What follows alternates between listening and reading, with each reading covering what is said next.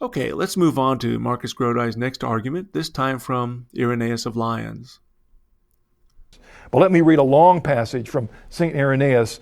I would like to have condensed this, but this is a very important early witness to the authorities of the bishops in Rome, again from his book Against Heresies, writing about another 90 years later from the last quote. St. Irenaeus of Lyons. It is possible then for every church who may wish to know the truth to contemplate the tradition of the apostles, which has been made known throughout the whole world. And we are in a position to enumerate those who were instituted bishop by the apostles and their successors to our own times. In other words, St. Irenaeus could go through the whole list of all the bishops of the different churches, but then he goes on. But since it would be too long to enumerate in such a volume as this, the successions of all the churches, we should confound all those who, in whatever manner, whether through self-satisfaction or vainglory or through blindness and wicked opinion, assemble other than where it is proper, by pointing out here the successions of the bishops in the greatest and most ancient church known to all, founded and organized at Rome by the two most glorious apostles, Peter and Paul. That church which has the tradition and the faith which comes down to us after having been announced to men by the apostles. For with this church, because of its superior origin, all churches must agree. That is, all the faithful in the whole world. And it is her that the faithful everywhere have maintained the apostolic tradition. You know, that quote from St. Irenaeus reads just as clear today as it did in 190 AD. He was speaking for the fact that there was this connection of churches all over Europe, Asia, around the Mediterranean. They were all in union together following Christ's installation of the church, recognizing that for them to know for sure that what they were believing and teaching was true, they had to recognize that how did they believe or teach in relationship to what the church at Rome taught. And so Irenaeus is recognizing that authority of that church in Rome. Okay, Marcus Grodi is citing from Irenaeus' 5-volume work called Against Heresies, Book 3, Chapter 3, Paragraph 2, in which he is alleged to say that all churches must agree with Rome. Well, the argument is full of problems for the Roman apologist for a lot of reasons, but there are 4 main reasons, and we have covered this in other episodes, but we'll summarize here. The first problem is that it is known that Irenaeus himself disagreed with Rome, as we have discussed on many occasions. This is reported to us by Eusebius, who reminds us that Irenaeus strongly rebuked the Bishop of Rome when Pope Victor tried to excommunicate the Asian churches because they refused to celebrate Easter on the date he preferred. That was in the last decade of the 2nd century. Second, not only did Irenaeus rebuke Victor for his presumption, but many other bishops joined Irenaeus in that rebuke. So here we have a situation in which the bishops of Asia Minor disagree with Rome, and Rome attempts to excommunicate them, and instead of appealing to the bishops of Asia Minor and insisting that they must agree with Rome, as Marcus Grodi would imagine, Irenaeus rebukes the Bishop of Rome. So not only did the bishops of Asia Minor disagree with Rome, and not only did many other bishops in Europe disagree with Rome, but they were joining Irenaeus, who issued a strong rebuke of Bishop Victor of Rome. That's recorded for us in Eusebius' Church History, Book 5, Chapter 24, paragraphs 10 to 11. That doesn't sound like Irenaeus thought every church must agree with Rome. The third point is that Irenaeus reported favorably of the incident in which Polycarp himself came to Rome and disagreed with the bishop there 3 decades earlier, in the 160s AD. This is from Irenaeus' own written account of it, as recorded for us by Eusebius. And when the blessed Polycarp was at Rome in the time of Anicetus, and they disagreed a little about certain other things, they immediately made peace with one another, not caring to quarrel over this matter. For neither could Anicetus persuade Polycarp not to observe what he had always observed with John, the disciple of our Lord, and the other apostles with whom he had associated.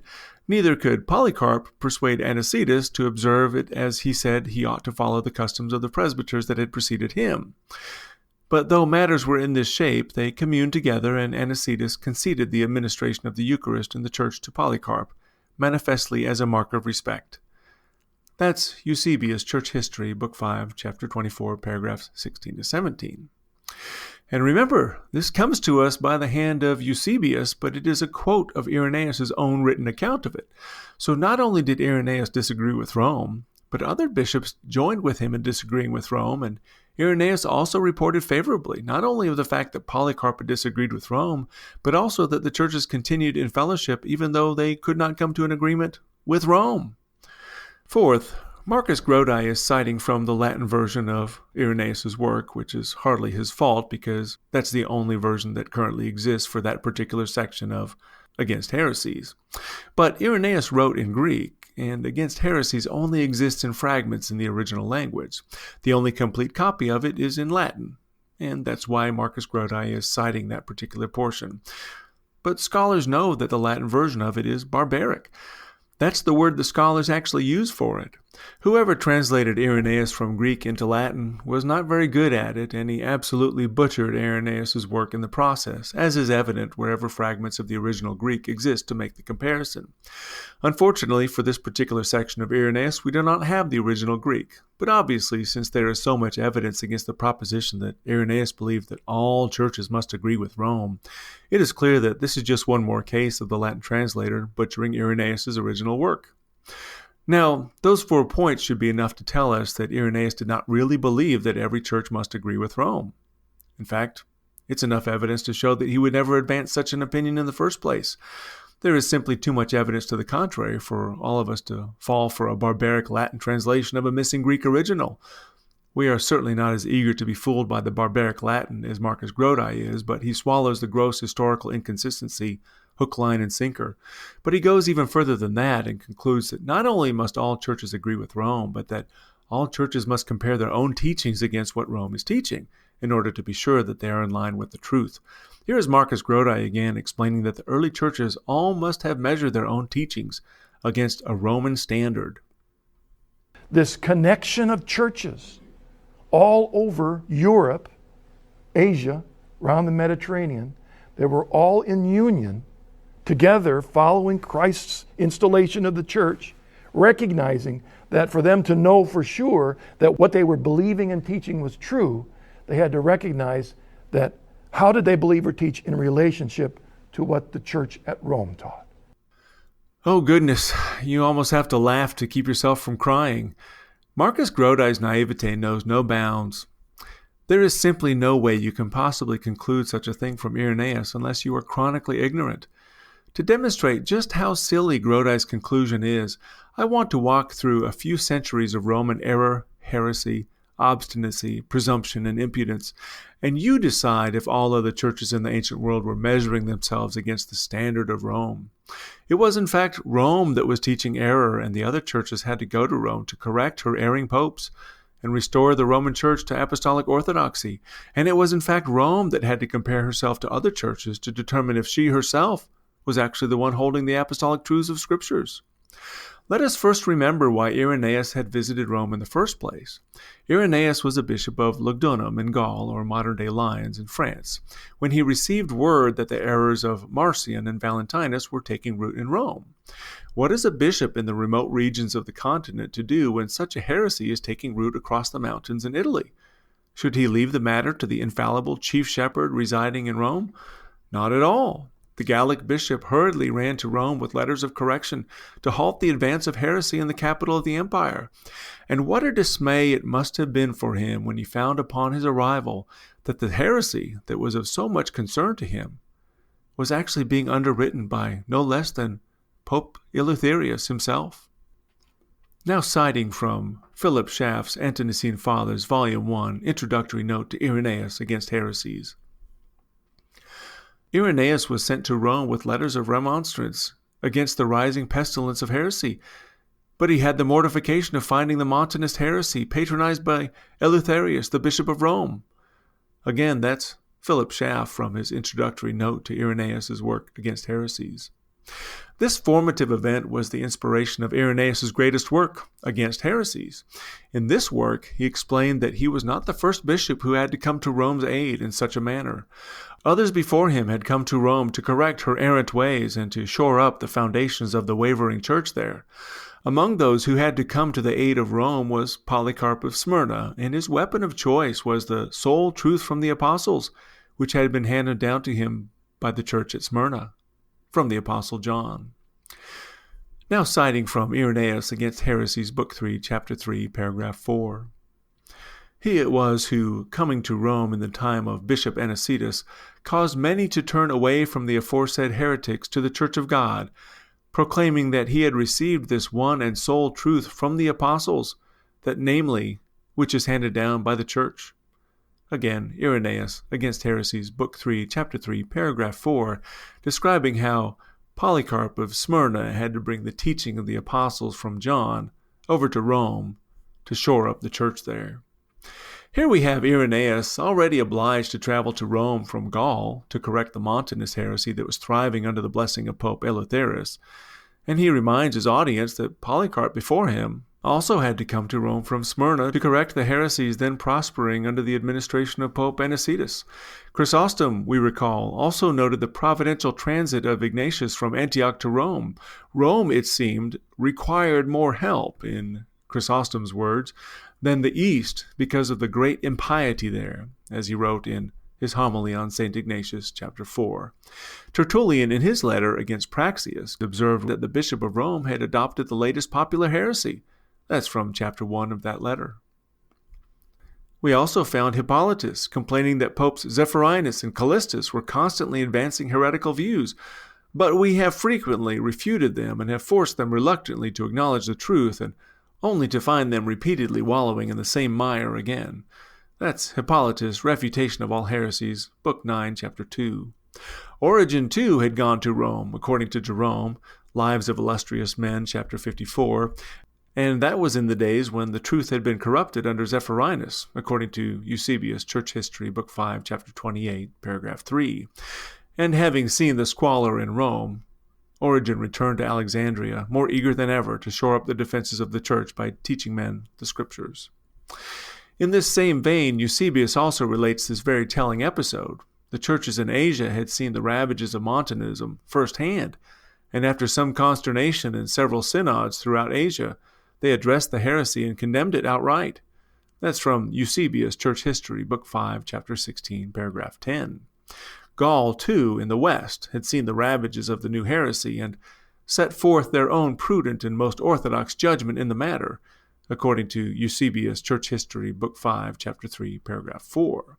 From both sides, East and West, the apostolic churches were responding to the error and seeking to halt its advance. But one apostolic church was flatly oblivious to the problem, and instead of restraining it, was actually writing letters in support of it. That apostolic church was no less than the church at Rome under the dithering and infallible guidance of Pope Eleutherius. The Catholic Encyclopedia euphemistically refers to his conscientious and thorough study of the situation prior to his ruling on the matter. That's Catholic Encyclopedia and the entry on Pope St. Eleutherius, which is laughable on its face. Eleutherius had written in support of the heresy. One does not issue letters of support for a heresy while one is conscientiously and thoroughly studying the situation.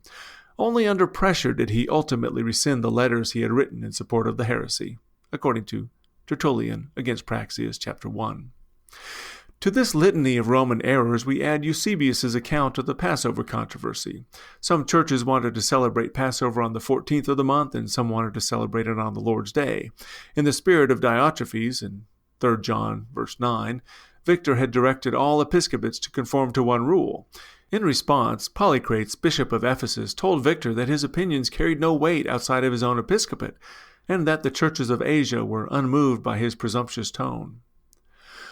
I, therefore, brethren, who have lived 65 years in the Lord, and have met with the brethren throughout the world, and have gone through every holy scripture, am not affrighted by terrifying words, for those greater than I have said, we ought to obey God rather than man. That's Eusebius, Church History, Book 5, Chapter 24, Paragraph 7, quoting Bishop Polycrates of Ephesus, who's quoting Acts chapter 5, verse 29. Yes, that is Bishop Polycrates of Ephesus quoting Peter authoritatively to inform the Bishop of Rome that he was unmoved by his empty threats. Essentially, Polycrates pulled rank on Victor, using the scriptures, testifying that a great multitude of bishops stood with him, and that I did not bear my gray hairs in vain, but had always governed my life by the Lord Jesus, according to his own words. He clearly was unaware of any chief bishop across the Adriatic, but understood that there was one above him in heaven. Polycrates' deferral to the scriptures as his guide and to the Lord as his shepherd, instead of a fallible man in Rome, was more than Victor could stomach. In a petulant response, Pope Victor issued a wholesale excommunication of the Asian bishops and those who agreed with him. For this, he earned a sharp rebuke from the bishops on every side, even from those who agreed with his dating of Passover. That's Eusebius, Church History, Book 5, Chapter 24, paragraphs 9 to 11. Irenaeus went on to explain that there was no scriptural mandate that any bishop could impose on the matter, and that various churches had formed a custom for their posterity according to their own simplicity and peculiar mode. That's Eusebius, Church History, Book 5, Chapter 24, paragraph 13. The congregations were to be left to themselves in the spirit of Romans 14:5. One man esteemeth one day above another, another esteemeth every day alike. Let every man be fully persuaded in his own mind. To this we must add the case of Cyprian writing to point out Pope Stephen's error in endeavoring to maintain the cause of heretics against Christians. That's from Epistle 73, paragraph 1. And in response, Firmilian, Bishop of Caesarea, wrote to Cyprian, complaining that they who are at Rome vainly pretend the authority of the apostles.